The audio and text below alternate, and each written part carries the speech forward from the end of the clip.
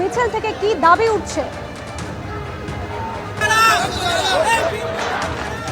দেখো নুসুয়া, 2016 এসএলএসটি যে প্যানেল, সে প্যানেল বাতিল করে দেয় আদালত। তারপর সেই সিদ্ধান্তে স্টে অর্ডার দেয় সুপ্রিম কোর্ট। আগামী 7ই জানুয়ারি সেই মামলার শুনানি রয়েছে। তার আগে আমরা দেখতে পাচ্ছি যে যারা চাকরি প্রাপক তারা করুণাময়ী মেট্রোর সামনে জড়ো হয়। সেই করুণাময়ী মেট্রোর সামনে জড়ো হওয়ার পর তারা ইতিমধ্যেই মিছিল শুরু করেছে। তুমি দেখতে পাচ্ছ এই মিছিল থেকে স্লোগান শাউটিং উঠছে এবং এই মিছিল যাবে বিকাশ ভবনে। তারা যেমনটা দাবি করছেন যে বিকাশ ভবনে গিয়ে তারা শিক্ষামন্ত্রীর সঙ্গে দেখা করতে চান এবং শিক্ষামন্ত্রীর কাছে তারা একটি ডেপুটেশন জমা দিতে চান।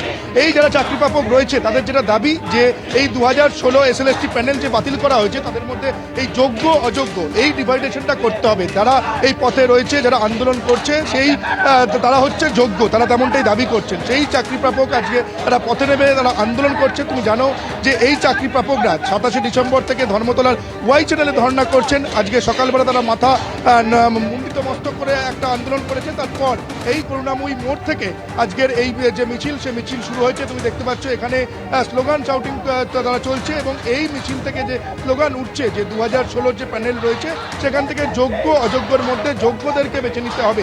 এবং তাদের যে আরও দাবি সেটা হচ্ছে যে যারা এই সুপ্রিম কোর্টে যে মামলা চলছে সেখানে এসএসসির তরফে উপযুক্ত আইনজীবী দেওয়া হচ্ছে না, সেটাই তারা দাবি করছেন এই মিছিল থেকে, যে এসএসসির তরফে উপযুক্ত আইনজীবী দিয়ে এই মামলাটা লড়াই করতে হবে। এবং এখানে যারা রয়েছে চাকরি প্রাপক তাদের সঙ্গে কথা বলবো যে আপনাদের শুনানি রয়েছে আগামী 7ই জানুয়ারি, কিসের দাবিতে আজকে আপনাদের এই মিছিল এবং বিকাশ ভবনে যাবেন? হ্যাঁ, আপনাদের আজকে আমাদের সেগ্রিগেশন লিস্ট এসএসসি কমিশন দিচ্ছে না, এটাই আমাদের। এবং এসএসসি আমাদের যে যোগ্য এবং অযোগ্যদের যে সেগ্রিগেশন লিস্ট সেটা সুপ্রিম কোর্ট চেয়েছেন, সেটা কিন্তু দিচ্ছে না। এর জন্য আমাদের প্যানেল যদি বাতিল হয়ে যায়, আমাদের সবাই অতগুলো পরিবার, আমাদের 11-12-এ মাত্র 14.5% দুর্নীতি হয়েছে। বাকি সবাই আমরা যোগ্যভাবে পড়াশোনা করে চাকরি পেয়েছি, তাহলে আমাদের চাকরিটা কেন চলে যাবে? এটা হলো কথা। 9-10-এ মাত্র 8.5% দুর্নীতি করেছে, বাকিরা সবাই যোগ্য, তাহলে আমাদের চাকরিটা প্যানেল বাতিল হয়ে যাবে কেন? এসএসসি কেন সেগ্রিগেশন লিস্ট দেবে না? এটাই আমাদের দাবি যে এসএসসি সেগ্রিগেশন লিস্ট দিতে হবে। অনুসূয়া, তুমি শুনতেই পেলে এই চাকরি প্রাপকরা এই মিছিল থেকে যেটা দাবি করছেন যে যারা যোগ্য তাদেরকে বেছে নিতে হবে। ফলে এই যে 2016 যে প্যানেল বাতিল হয়েছে তার ফলে এই যে যারা চাকরি প্রাপক রয়েছেন, যারা আন্দোলনের রাস্তায় নেমেছেন তাদের চাকরি নিয়ে একটা অনিশ্চয়তার মেঘ ঘিরে ধরেছে, তারা তেমনটাই দাবি করছেন। এবং তার ফলে 27শে ডিসেম্বর ধর্মতলা ওয়াই চ্যানেলে তারা প্রতিবাদ জানিয়েছেন, তারা ধর্ণা চালিয়ে যাচ্ছেন এবং আজকে এই করুণাময়ী মোড় থেকে তারা মিছিল শুরু করেছে, যে মিছিল শেষ হবে হচ্ছে বিকাশ ভবন পর্যন্ত। কিন্তু আমরা যে ছবিটা দেখতে পাচ্ছি এখানে বিধাননগর পুলিশ কমিশনারের তরফে তারাও পুলিশ প্রশাসন তারা প্রস্তুত রয়েছেন।